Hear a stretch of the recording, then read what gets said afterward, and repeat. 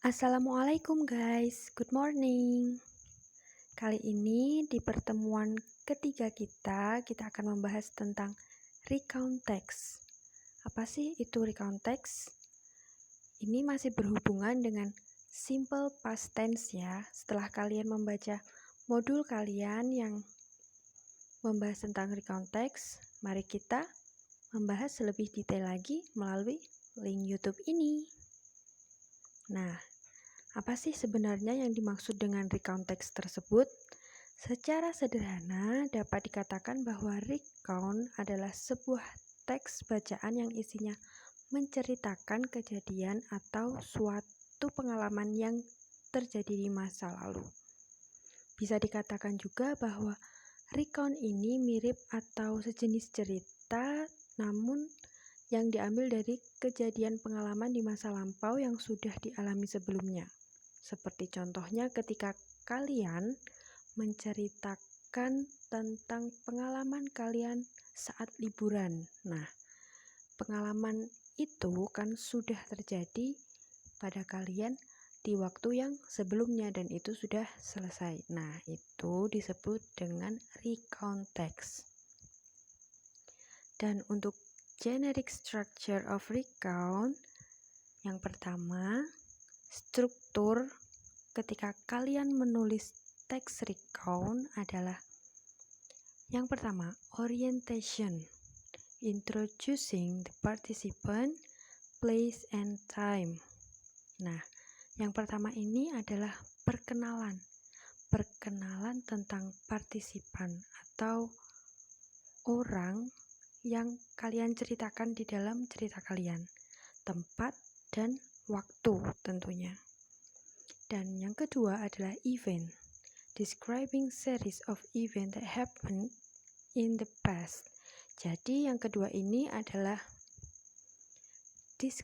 mendeskripsikan tentang kejadian apa sih yang ingin kalian ceritakan. Jadi diceritakan di paragraf kedua ini, di event ini. Nah, yang ketiga adalah reorientation. It is optional, stating personal comment of the writer to the story. Jadi reorientation ini adalah sebuah pilihan ya. Kalian bisa menggunakan atau tidak itu terserah kalian, tapi lebih baik kalian menggunakan reorientation ini. Jadi di akhir cerita kalian memberikan komen terhadap cerita yang telah kalian buat. Nanti contohnya kita lihat setelah ini ya, jika kalian masih bingung. Nah, ini untuk language feature of recount. Introducing personal participant, yang untuk memperkenalkan siapa aja sih yang ada pada cerita kamu. Bisa I, bisa my group, bisa they, bisa my uncle, or yang lain. Dan using chronological connection. Ini seperti yang kita akan bahas selanjutnya, yaitu conjunction atau kata hubung. Nanti kalian belajar ya. Terus using linking verb seperti was, were, saw, heard, dan lain-lain. Using action verb seperti look, go, change, dan lain-lain. Ini dan yang terakhir ini yang terpenting, menggunakan simple past tense. Yang seperti kalian pelajari kemarin, simple past tense selalu menggunakan verb 2 jika kalimat itu positif. Seperti itu.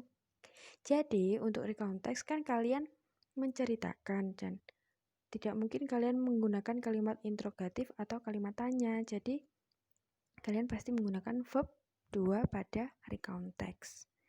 Nah, ini contohnya. Kita baca bersama-sama ya. My day. Paragraf pertama ini bisa disebut dengan orientation. Struktur recount text yang tadi kan yang pertama adalah orientation. Nah, ini orientationnya memperkenalkan tokoh-tokoh, tempat, dan waktu. I had a terrible day yesterday. First, I woke up an hour late because my alarm clock didn't go off. Then I was in such a hurry that I burned my hand when I was making breakfast. After breakfast, I got dressed so quickly that I forgot to wear socks. Nah, ini artinya aku mempunyai masalah kemarin. Yang pertama, aku bangun telat karena alarmku tidak berbunyi. Nah, lalu then ini adalah sebagian dari kata conjunction atau kata hubung. Lalu aku was ini kan dipakai kan di sini, jadi was in such hurry that I burned my hand when I was making breakfast. Nah, ketika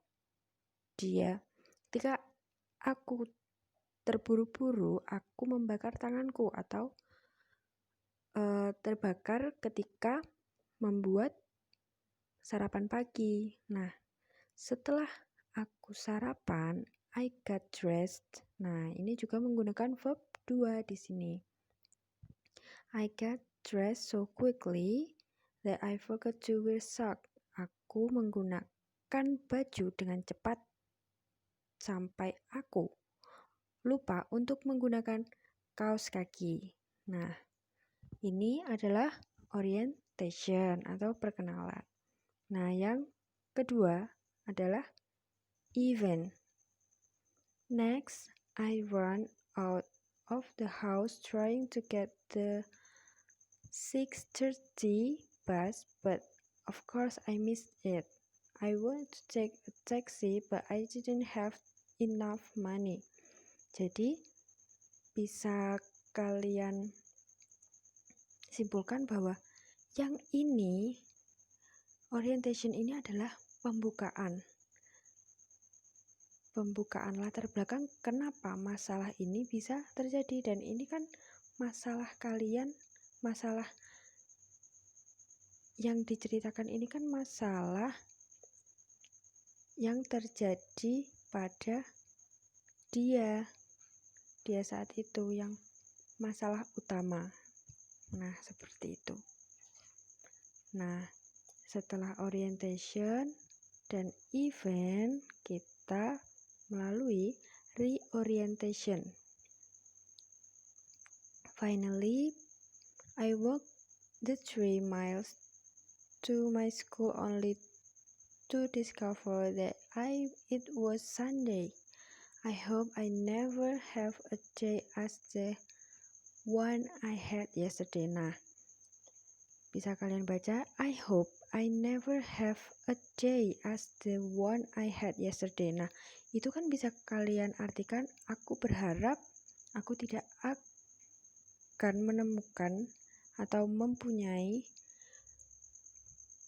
waktu atau hari yang seperti kemarin. Kan itu ceritanya kemarin dia sangat terburu-buru, telat sampai dia tidak sadar bahwa itu adalah hari Minggu. Jadi dia kan itu kenangan yang paling menyebalkan. Jadi dia berharap untuk tidak akan menemui waktu-waktu yang seperti itu lagi. Paham nggak? Paham ya? Jadi yang reorientation ini adalah kalimat penutup. Jadi setelah kalian menceritakan apa sih yang kalian harapkan jika cerita kalian bahagia nih misalnya. Nah, yang kalian harapkan kan bisa, saya berharap saya akan melalui cerita ini lagi dan tahun depan saya akan berlibur lagi di sini dan di sini bersama teman-teman dan lain-lain gitu. Contohnya ya, contoh. Jika kalian menggunakan cerita yang menyenangkan. Dan untuk yang tidak menyenangkan kan otomatis kalian tidak ingin mengulangi kejadian itu lagi. Jadi untuk itu ditulis di reorientation ini. Nah, jika kalian kurang paham, kalian bisa membaca yang ada di modul. halaman 39 sampai 40. Nah, itu kan juga ada contohnya, contoh untuk recount text. Jadi ada orientation, event, dan reorientation juga. Seperti itu. Jika ada pertanyaan, bisa kalian tanyakan langsung. Jangan takut, tetap semangat, dan selalu belajar.